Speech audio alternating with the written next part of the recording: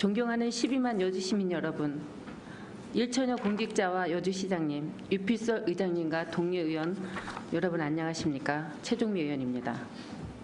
사람 중심 행복 여주의 슬로건이 진정한 여주의 현실로 이루어지기를 바라는 마음이 간절하기에 저희 의원들은 시민들의 관심과 우려와 궁금증을 대신하여 질문 드리는 것입니다. 다소간 곤욕스러운 질문이 되더라도 널리 양해해 주시고 진심 어린 답변을 해 주시기를 당부드립니다. 여주시는 학교 복합화 사업을 추진하고 있습니다. 지난 3월에 열린 제39회 정례회 기간을 통해 현장을 둘러보았고 그 사업 추진에 관하여 설명회도 있었습니다.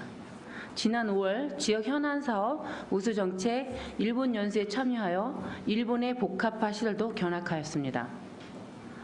일본 연수 중 방문한 미사토마치 복지센터는 시민들의 자발적인 요구에 폐교를 리모델링하여 노인복지 서비스 및 주민 문화교실 그리고 아이돌봄 등 지역 공동체 커뮤니티 역할을 하는 미사토마치 복지센터를 저출산 고령화 사회가 빠르게 진행되고 있는 우리 여주시도 일본 사례를 겨울 삼아 복합화 시설을 도입할 필요성을 느꼈습니다.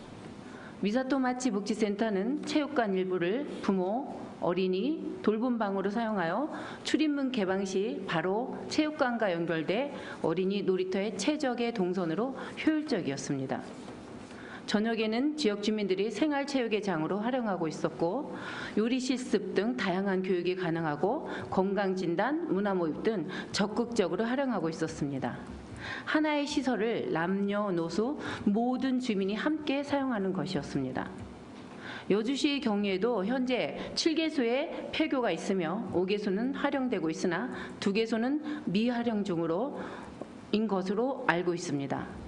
건물은 관리를 하지 않을 경우 노후화가 더 빨리 진행되며 자칫 청소년이나 범죄자들의 비행 범죄를 위한 공간이 될 우려가 있습니다. 교육청과 협의를 통해 미활용 중인 폐교를 노인 주간보호센터 등 지역 특색에 맞게 다양하게 활용할 경우 비용 절감 효과 및 예방 범죄 등과 범죄 예방 등의 효과가 있을 것입니다. 현재 여주시가 추진하는 복합화 사업은 여주역 주변의 역세권을 중심으로 한 학교 복합화 사업입니다. 일본에서 벤치마킹한 내용들이 사업에 추가되어 효율적이고 선진화된 복합화 시설이 될 것이라 믿습니다. 여주역 중심의 학교 복합화 사업을 확장하는 데 대해서 질문 드리고자 합니다. 이 사업은 여주 역세권만의 대상을 할 때 자칫 형평성에 문제가 있지 않을까 하는 우려가 있습니다. 여주는 면적이 608제곱킬로미터의 상당히 광범위한 지역이고 12개 읍면동으로 구성이 되어 있습니다. 그런데 학교 복합화 사업은 여주시의 한계 등에 집중되어 이루어지고 있습니다. 다른 읍면동과의 형평성 문제에 대하여 고민해 보셨는지 여쭤보고 싶습니다. 물론 역세권에서 일단 시범 사업으로 전개한 후 추후 확대해 나갈 수도 있겠지만 그런 대형 사업이 시시때때로 생각날 때마다 추진될 수 없는 것이라고 판단됩니다. 학교가 아니더라도 복합화 차원에서 접근할 수 있는 다양한 방법들이 있다고 생각합니다. 읍면동에서는 읍면동 사무소, 주민자치센터, 복지시설 등 다양한 공간들이 있습니다. 이러한 시설들도 학교 못지않게 충분히 복합화 차원에서 접근할 수 있다고 생각하는데 시장님의 생각은 어떠하신지 여쭙고 싶습니다. 정부는 생활 SOC 확충에 오는 2020년에서 2022년에까지 3년간 국비 30조 원을 투자한다. 지방비까지 합치면 모두 48조 원이 사업에 투입된다는 발표에 국비 기준으로 연간 10조 원의 투자가 이루어져 계획대로 진행된다고 합니다. 분야별 투자 계획을 보면 문화체육시설 주차장, 복합 커뮤니티 센터 등 기초 인프라 확충에 투자하고 국민체육센터, 도서관, 어린이집 등 수요가 많은 핵심 시설에 대하여 지역별 서비스 수요, 인구, 시설 접근성 등을 고려한 국가 최소 수준의 개념을 적용한다는 것이고 이에 못 미치는 소외 지역의 생활 SOC, 즉 사회 간접 자본을 우선 확충한다는 것입니다.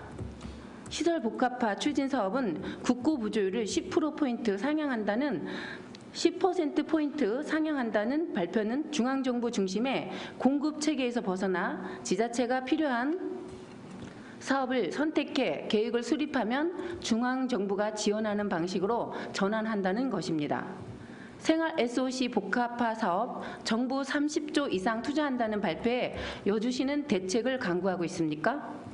그리고 복합화 사업을 추진할 계획은 있습니까? 현재 여주시는 가남 농촌 중심지 활성화 사업으로 도서관, 체육관 복합화 사업이 추진 중에 있습니다. 그러나 점동면, 능서면, 대신면, 강천면 등 읍면동 복합화 개념은 시민에게 편리한 행정 서비스와 노인들에 의한 체계적인 건강관리, 어린이를 위한 돌봄센터 같은 시설들이 접근성과 이동권을 보장하는 개념에 여주시 실정에 맞는 특색 있는 생활 복합화가 이루어져야 한다고 생각합니다. 다른 지역에서도 지역의 특성을 고려한 복합화 시설을 추진하여 아파트 등 주거시설 확장과 함께 보다 선진적인 복합 공간 창출이 가능하다고 생각하는데 이에 대한 시장님의 의견을 말씀해 주시기 바랍니다. 다음 질문을 드리겠습니다. 본 의원은 지난 5월 29일 제40회 정례회 4차 본회의를 통해 여주시의 폭염 대책 수립을 촉구한 바 있습니다. 세계적인 기상이변이 비단 한국만의 문제가 아니고 우리나라에서도 여주만의 문제는 아닙니다. 그러나 그저 그러려니 하기엔 상황이 워낙 심각하다 보니 급기야는 정부에서도 폭염을 단순히 더위 차원을 넘어 자연재해로 규정하기에 이른 거 아니겠습니까? 이는 다시 말하면 이제 지방자치단체 차원에서도 매우 정밀하고 체계적인 대책 수립이 시급하다는 것입니다. 5월 들어서 이미 5월 16일 폭염특보가 내려진 이래 5월 23일, 24일에도 폭염주의보가 발령될 정도로 이미 폭염 문제가 현실로 다가왔습니다. 잘 아시겠지만 폭염특보에는 폭염주의보나 폭염경보가 있습니다. 하루 최고 기온이 33도 이상의 날씨가 2일 이상 지속되면 폭염주의보, 35도 이상의 날씨가 2일 이상 계속되면 폭염경보가 발령됩니다. 그런데 작년에 경험해 보셔서 아시겠지만 한여름에 33도 또는 35도 이상의 날씨는 이제 보통이고 40도에 육박하는 날씨가 계속되는 것이 다반사가 되어버렸습니다. 올해 여름 폭염이 작년에 능가할 것이라는 전망이 속출하고 있습니다. 상대적이고 젊고 건강한 저부터도 심히 걱정이 앞섭니다. 그런데 문제는 건강이 취약하고 생활이 빈곤하고 연세가 드신 분들입니다. 특히 독거노인이나 주거 환경이 열악한 취약계층의 폭염 피해는 상상 이상일 것이라고 생각합니다. 그러기에 여주시에서는 시급히 폭염 대비 종합대책을 마련하고 폭염 피해를 최소화하기 위해 폭염 상황관리 TF팀을 운영하고 시민들에게 기상 상황 및 폭염 대응 계획을 홍보하며 부채, 쿨투시, 물통, 선풍기 등의 폭염 대응 물품을 폭염 취약계층에게 다음 지원할 계획이라고 밝혔습니다. 무더위 쉼터 309곳을 전수 점검하고 지역 자율방재단을 활용해 냉방기 청소를 실시하여 고장난 냉방기를 신속히 수리하는 한편 독거노인, 장애인, 만성질환자 등 취약계층에 대해선 재난도우미 345명을 활용해 가정방문 및 안부전화로 건강상태를 확인하는 중이라고 들었습니다. 또한 횡단보도 앞 그늘막 20곳을 설치하고 한글시장 입구와 여주터미널 등 다중이용시설 일원에 쿨링포그를 다음 달 말 만료 계획으로 설치 중에 있으며 도로별 열섬 저감을 위해 도로변 살수를 7월, 8월 추진할 계획이라고 합니다. 발빠른 대책 수립에 감사드립니다. 하지만 이것은 예년에도 해오던 일이 아닌가 생각됩니다.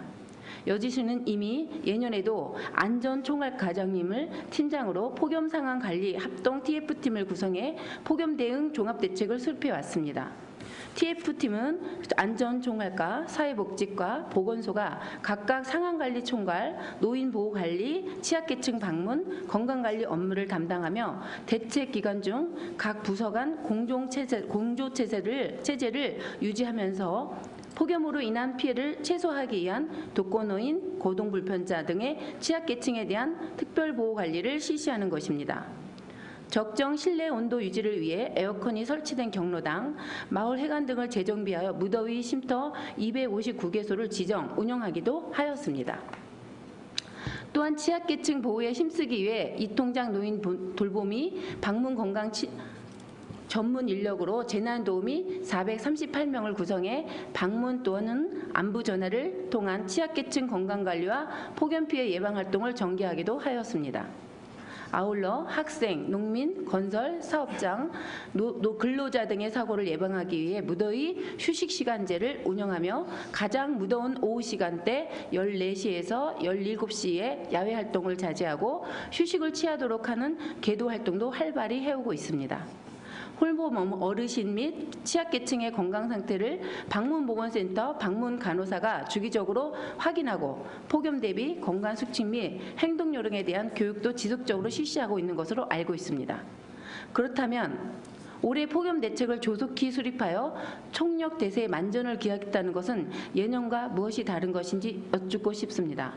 이미 해오던 일을 답습할 것인지, 아니 그 정도로 충분하다는 것인지, 아니면 그 이상 특단의 대책들이 준비되고 있는 것인지 질문 드리는 바입니다. 혹시 폭염을 아직도 그냥 무더위 정도로 생각하고 계신 것은 아닌지 우려가 됩니다. 국가가 재난재해라고 선언할 정도라면 폭염에 대해서 자연재해에 걸맞는 대책이 수립되어야 하는데 그 내용이 자연재해를 극복할 수 있을 정도로 꼼꼼하고 체계적으로 수립되어 있는지 말씀해 주시기 바랍니다. 지난번 정례회 본회에 당시 말씀드린 경기도의 준비 상황도 매우 부족하다는 생각이 들었는데 여주시는 그 정도나마 계획을 세우고 있는 것인지 서울시처럼 재난재해기금을 활용할 계획은 있는 것인지 활용한다면 어떤 방법으로 할 것인지 등에 대한 답변을 기대하겠습니다. 네, 의원님 세세한 질문에 감사 말씀드립니다. 두 질문을 압축해서 제가 들은 걸 이해하는 것은 하나는 복합화 시설에 대한 이야기로 이해하고 있고요. 또 하나는 여주시 폭염 대책에 대해서 질문 주셨는데요.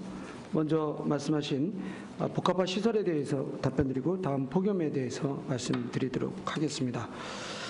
의원님께서 말씀하신 이 복합화 시설에 대한 이야기는 저출산 고령화의 문제에 있어서의 어떤 특단의 조치다. 이 방법 외에 다른 길이 있느냐, 이런 생각이 들고요. 그 점에 대해서 의원님께서 질문해 주신 것은 중요한 의미가 있다라고 생각이 됩니다.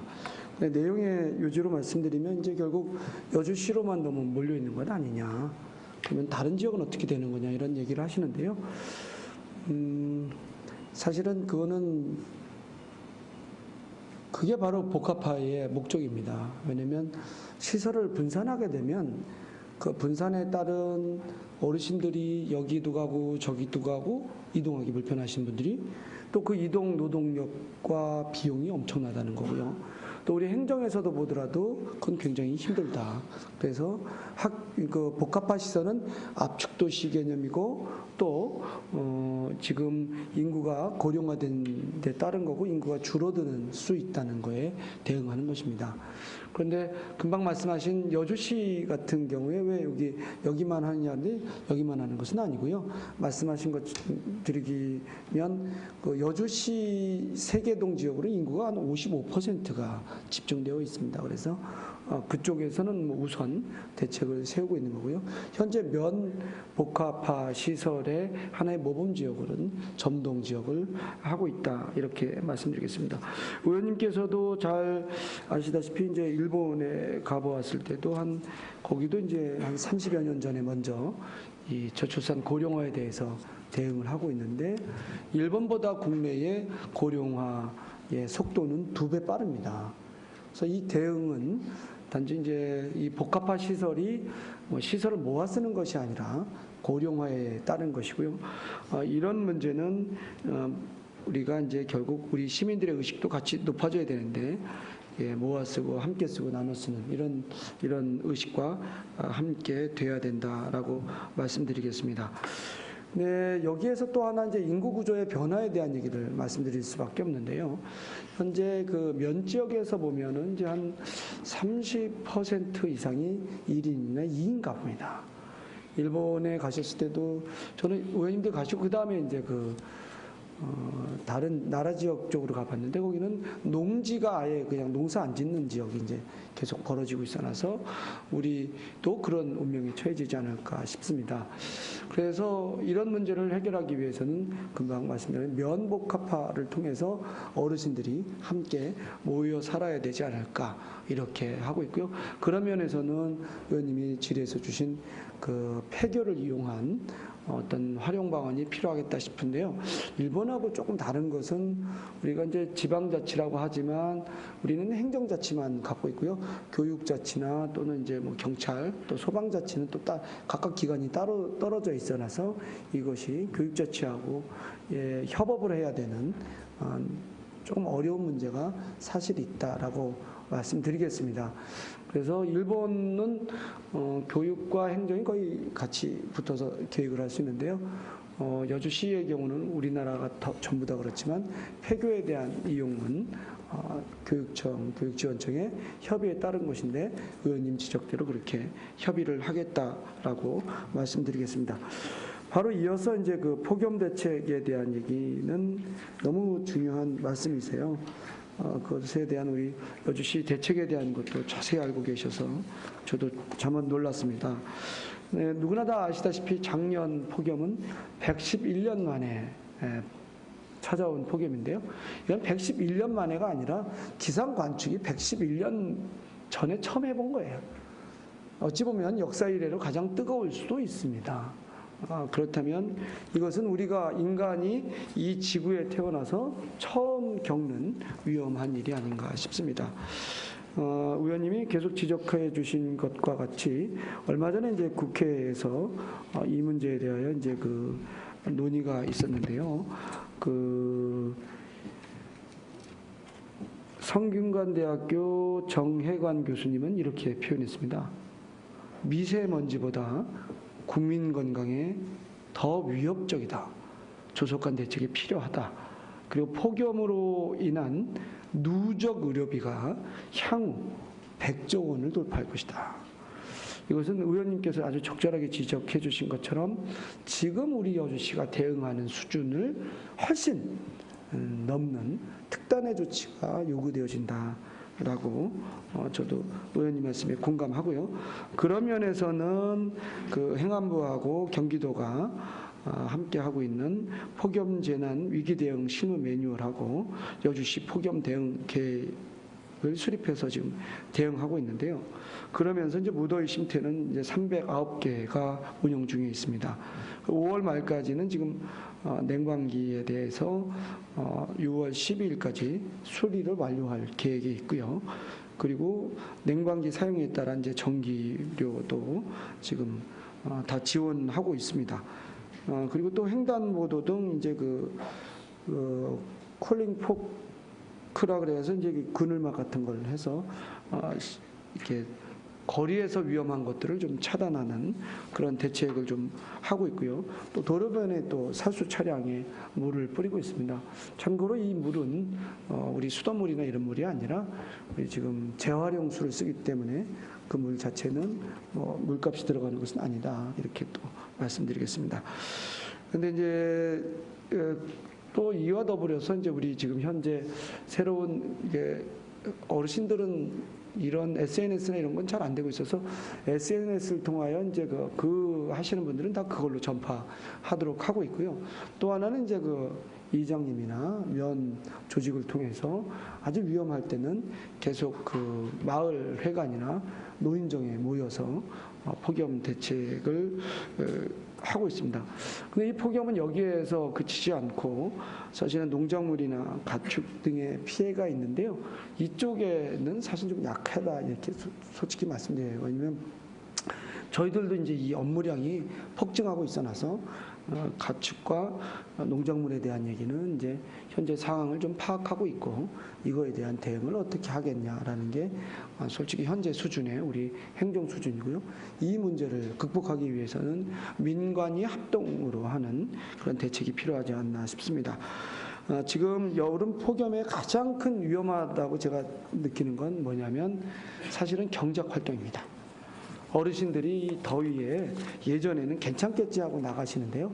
이게 폭염을 오랫동안 계시다 보면 이 더위에 대한 이 감각 기관이 마비되면서 논밭 이렇게 멀리 사람이 없는 데서 어떠한 사고가 날 우려가 있어나서 이런 문제에 대한 대책은 상당히 좀 어렵다라고 솔직히 되고요. 이것은 읍면동장님을 통해서 방금 의원님께서 지적하신 대로 지속적으로 우리 시민들이 스스로 그 문제를 방어할 수 있게끔 또 노력하겠습니다. 금방 말씀하신 읍면동 청사 복합화의 문제는 현재 그 학교 복합화 지역뿐만 아니라 면 복합화도 지금 현재 추진하고 있다라고 압축돼서 말씀드리겠고요. 폭염 대책에 대해서는 금방 말씀하신 것처럼 다각도로 현재 모색하고 있지만 혹여 그 점에 있어서 좀 부족함이 있다면 의원님이 지금 지적해 주신 것처럼 언제든지 연락을 말씀해 주시고 그렇다면 시민들과 상호 소통을 통해서 폭염 대책에 만전을 기하겠다라고 말씀드리겠습니다. 이상 답변드렸습니다. 네, 시장님 수고하셨습니다. 최종 의원님 뭐 보충 질문으로 일문일답 하시겠습니까? 추가 질문하겠습니다. 네. 네, 그러면 보충 질문으로 일문일답 해주시기 바랍니다. 네. 복합화 사업에 대한 추가 질문을 먼저 하겠습니다. 시장님이 취임하신 지 벌써 1년이 됐습니다. 앞으로 3년 결코 길지 않습니다. 이런 복합화 사업을 추진하는 데 있어서 적극적으로 정책을 수립해야지만 집행이 된다고 생각하는데 시장님의 생각은 어떻습니까? 우리 공직자들하고 현재 그 복합화에 대한 내용을 좀 더 말씀드리면 그 지역은 원래는 그 초등학교하고 중학교가 들어가려고 했고요. 근데 이제 초등학교 부지는 유지하지만 중학교는 옮길 수 없다 그러면서 그거를 그냥 그 환지로 처리하려고 했던 게 원래 계획입니다. 그리고 이제 그 청소년 시설은 신력사 쪽에다가 하려고 했었죠. 그래서 이것을 제가 시장이 된 이후에 이제 의원님들하고도 같이 논의했던 사항인데요.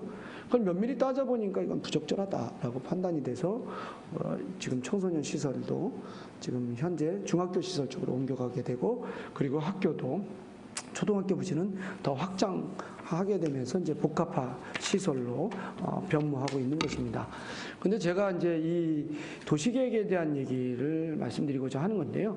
도시계획이 보통 5년에서 10년 장기 계획과 관련되어 있습니다. 그래서 먼저 결정되어진 시설은 나중에 바꾸기가 너무 어렵습니다. 그래서 제가 여기 공직자들도 계시지만 사실 계획 단계에서 여주시 인구라든가 미래 계획에 대해서 면밀히 따져봐야 되는데요.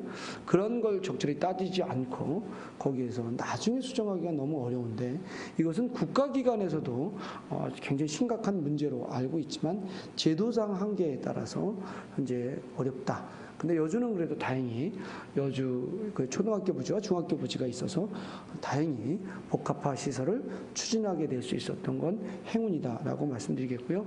면 시설은 지금 도시계획이 이제 그 도시기본계획 2035를 추진하고 있는데요. 바로 2035 도시계획에서는 도시기본계획과 도시관리계획에서 의원님께서 말씀하신 복합화 개념을 적극 도입하여 현재 인구 추이에 따른 대응을 면밀히 하겠다라고 말씀드리겠습니다. 적절한 지적에 대해서 감사 말씀드립니다. 추가 질문 드리겠습니다. 정부는 생활 SOC 확충에 2020년부터 2022년까지 30조를 투자한다고 했습니다. 그 정부에서도 마찬가지로 이런 제도적인 문제를 지적했습니다. 제도적인 문제가 걸림돌이 될 것이라고 지적을 했는데요. 이런 문제를 우리가 정부에서 사업을 따오는 과정 중에 서로 이렇게 그 제도적인 문제를 뚫어가는데 시장님의 적극적인 입장이 필요하다고 생각합니다. 제도적인 문제에 묶여 있지만 그 문제를 풀어가는 것도 시장님의 역할이라고 생각합니다. 네, 제가 답변 드리겠습니다. 네. 금방 말씀하신 이제 제도에 대한 거는 사람의 어떤 입장을 정리한 게 제도라고 보면 아까 이제 그 김영자 부의장님께서 대외적으로 너무 나가는 건 아니냐 뭐 이런 건데 그거 말씀에 이제 반론을 제기한 건 아니고요. 제가 대외적으로 나가서 얘기를 듣습니다. 그러니까 뭐 이제 그 교육부총리가 오시거나 또는 각 장관, 행자부 장관이거나 차관이거나 청와대 전문비서관들이 와서 정책 방향에 대해서 이야기해 줍니다. 현재 생활 SOC에 대해서는 뭐 도시 지역에는 몇 군데가 예측되어 있고 도시 외 지역은 얼마이고 그 사업 규모는 얼마다라고 정책적인 기본 입장을 좀 알려줍니다. 그 알려준 걸 가지고 이제 제가 여주시에 내려와서 우리 공직자들에게 이야기를 나누면서 대응하고 있는 건데요. 그 대응이 한 6개월 정도 빠르게 되면 그건 대단히 빠른 거거든요.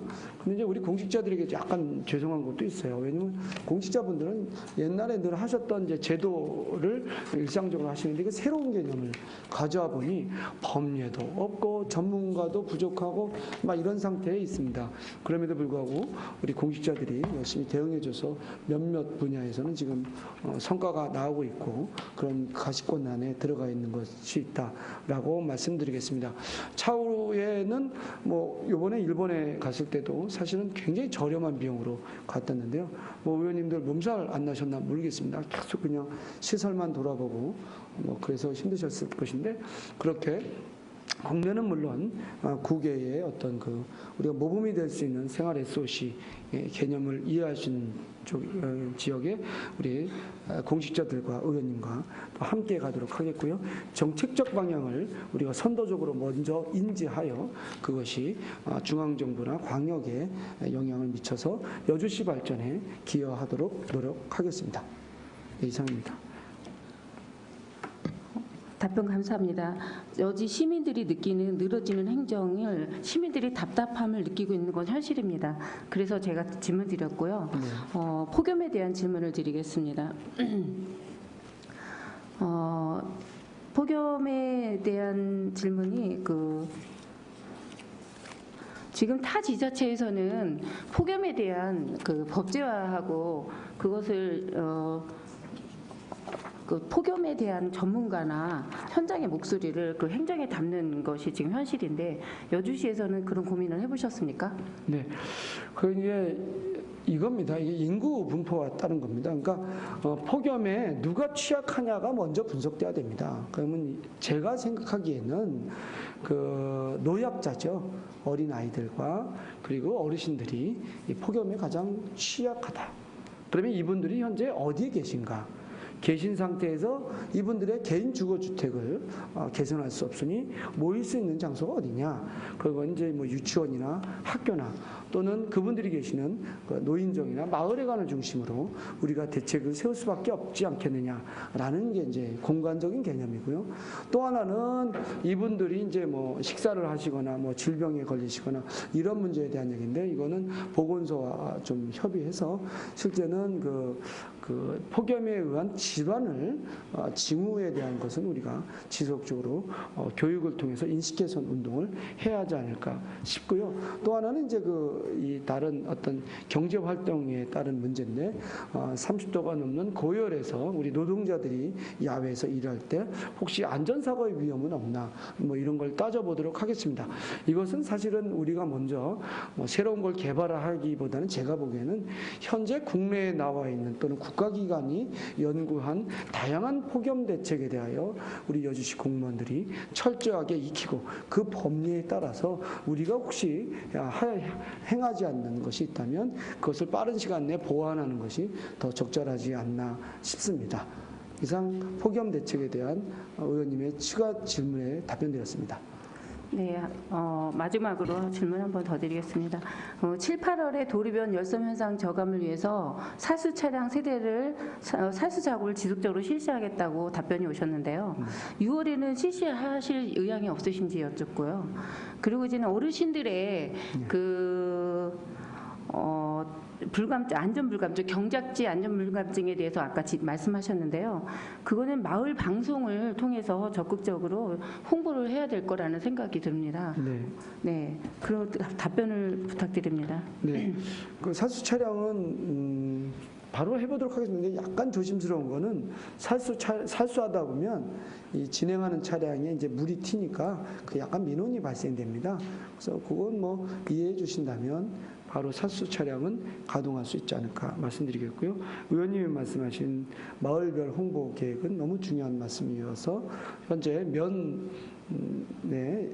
동면 지역에 이야기해서 그것은 이장님들 단위로 안내 방송을 할 수 있도록 그렇게 조치하도록 하겠습니다. 네, 성의 있는 답변 감사드립니다. 이상입니다. 네, 고맙습니다.